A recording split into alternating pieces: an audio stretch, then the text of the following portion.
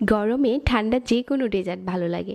সারাদিন রোজা রাখার পর শরীরে এনার্জি দেবে, ঠিক এরকম একটা ডেজার্টই আজকে বানিয়ে দেখাচ্ছি।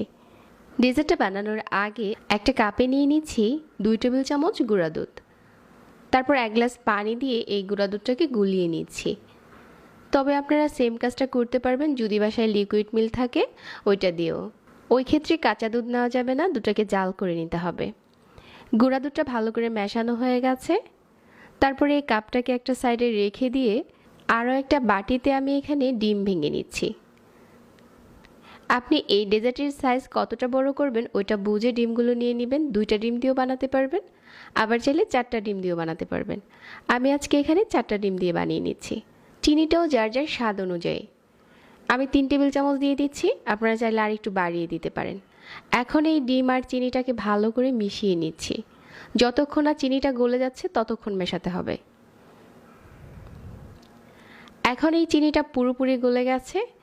আমার এই মিশ্রণটা এখন রেডি হয়ে গেছে। এখন এই ডিম চিনির মিশ্রণটাকে একটু ছেঁকে নেব। একটা স্ট্রেনারে নিয়ে একটু ছেঁকে নিচ্ছি। চাইলে কিন্তু এটা এভাবেও বানানো যাবে, তবে ছেঁকে বানালে ডেজার্টটা দেখতে দারুণ হবে। ডিমের এই মিশ্রণটা ছেঁকে নেওয়া হয়ে গেছে। যেই লিকুইড মিল্কটা আমি আগে থেকে মিশিয়ে রেখেছিলাম এখন এই ডিমের মিশ্রণে দিয়ে ভালো করে নেড়েচেড়ে মিশিয়ে নিচ্ছি। মেশানো হয়ে গেছে। তারপর যে বাটিতে আমরা এই ডেজার্টটাকে সেট করব ওই বাটিতে একটু তেল ব্রাশ করে নিচ্ছি। এখন এই মিশ্রণটা ঢেলে দিচ্ছি। অবশ্যই বাটিটা হিট প্রুফ হতে হবে, আপনারা চাইলে কিন্তু স্টিলের বাটিতেও বানাতে পারেন। এখন এই বাটিটাকে চুলাতে বসিয়ে দেব। আগে থেকে গরম পানি ঢেলে দিচ্ছি একটা প্যানে, আর এখানে একটা স্ট্রেনার বসিয়ে দিচ্ছি।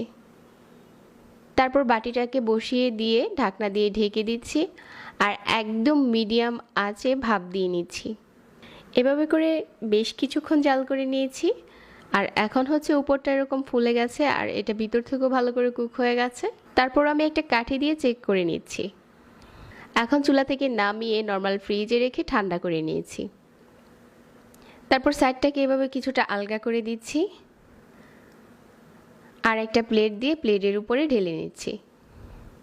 তো আমাদের ঠান্ডা একটা ডেজার্ট কিন্তু ঝটপট রেডি হয়ে গেল। নর্মাল ফ্রিজে রেখে এটা পরিবেশন করলে খেতে দারুণ মজার হয়। গরমে ঠান্ডা যে কোনো ডেজার্ট ভালো লাগে। আর সারাদিন রোজা রাখার পর দুধ ডিমের এরকম একটা ডেজার্ট তো শরীরে অনেক বেশি এনার্জি দেয়।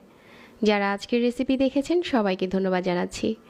আরও নতুন নতুন রেসিপি পেতে পেজ ফলো করে রাখবেন, আর সেই সাথে চ্যানেল সাবস্ক্রাইব করবেন। সবাই অনেক ভালো থাকবেন। আজকে এখানেই বিদায় নিচ্ছি। আল্লাহ হাফেজ।